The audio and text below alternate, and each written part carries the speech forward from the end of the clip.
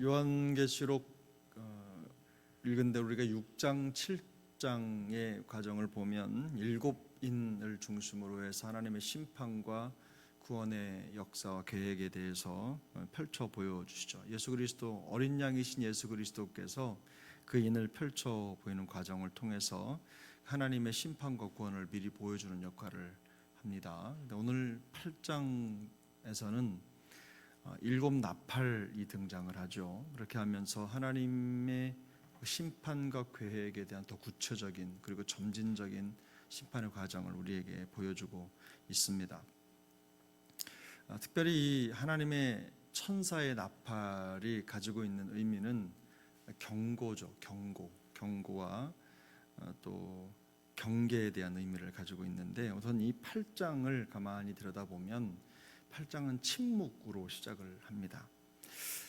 우리가 1절을 보면 하늘이 반 시간쯤 고요하더니 라고 말씀을 합니다. 요한계시록은 많은 상징들이 담겨 있죠. 그래서 이 반 시간쯤 된다고 하는 것도 우리가 생각하는 그냥 단편적으로 30분 이렇게 생각하시기보다는 더 많은 의미를 가지고 있다라고 보시면 됩니다. 그래서 이게 정말 반 시간이 30분인지 아니면 그 이상의 시간인지 우리는 정확하게 알 수는 없습니다만, 이 시간이 가지고 있는 특징은 분명히 침묵의 여정이라는 것.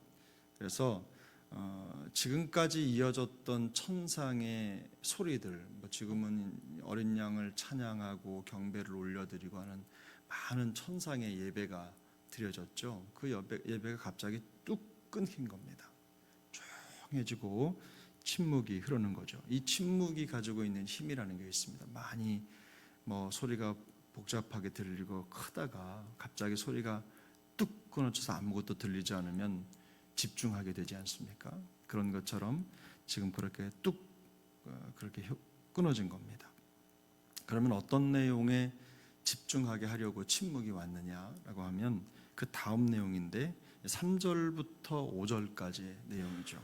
그래서 이 부분은 성도의 기도를 강조하고 있는 내용입니다. 나팔을 받아든 천사들이 침묵 속에서 나팔을 불 준비를 하고 대기를 하고, 그 다음에 3절에 보면 또 다른 천사가 많은 향과 함께 성도의 기도를 보좌 앞에 금제단에 드리려고 준비를 하는 과정이 펼쳐지죠. 하나님의 예배, 하나님께 드리는 찬양과 예배의 울림이 가득하던 곳에 갑자기 침묵이 흐르고, 그리고 향과 성도들의 기도가 금제단에 드려진다. 이런 그림을 한번 머릿속에 상상을 해보시면 하나님이 우리의 기도를 어떻게 대하시는지에 대한 명확한 그림이 오늘 본문에 등장을 합니다. 여기 보면 성도들의 기도를 향기로운 제물로 받으신다는 거죠. 더구나 이 향기로운 기도의 제물이 침묵 속에 드려진다라고 하는 것은 하나님이 그만큼 우리의 세미한 기도를 놓치지 않으신다, 집중하신다라는 것을 우리가 충분히 예상할 수가 있습니다. 어떤 상황 속에서도 하나님은 성도의 기도를 놓치는 법이 없으시다라는 거죠.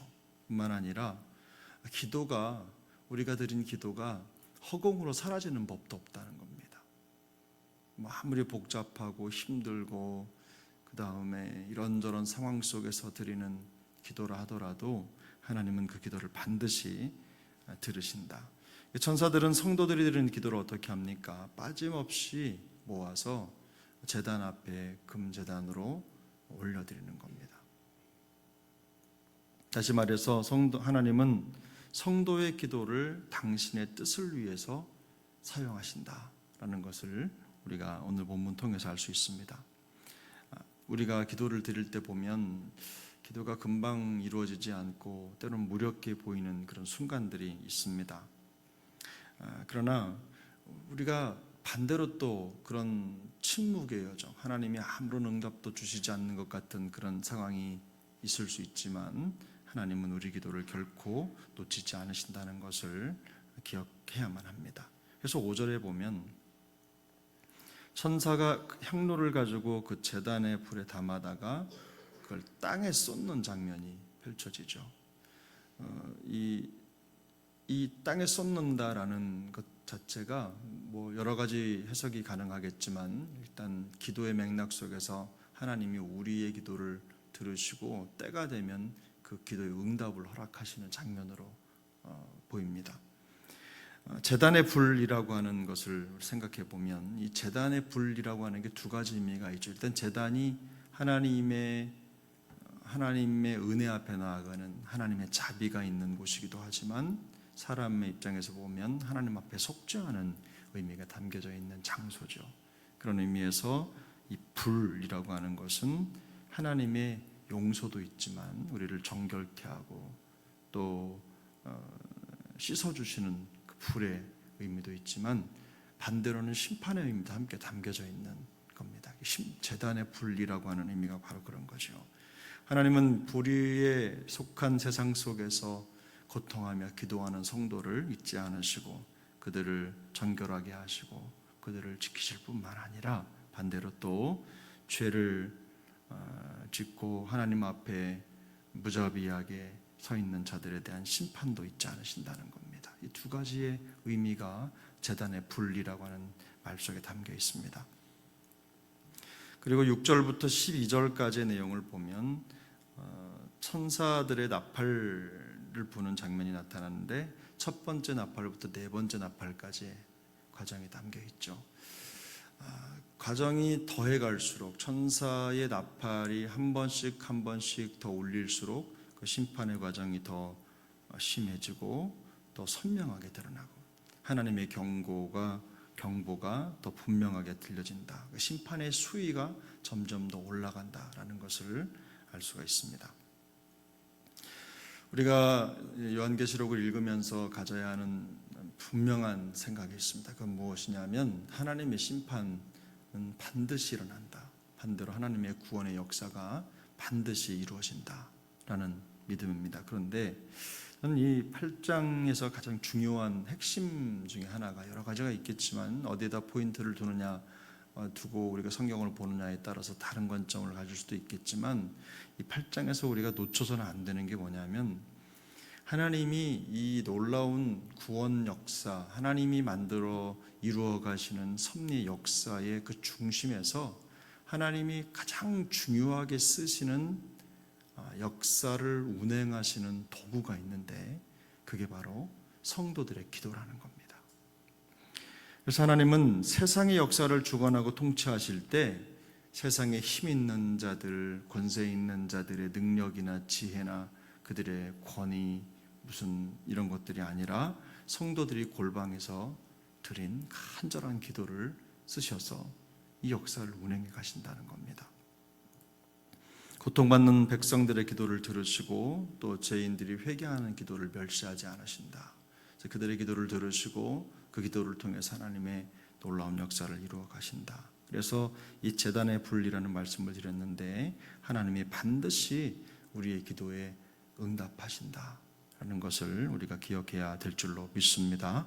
우리 3절부터 5절까지 내용을 한번 천천히 읽어보겠습니다.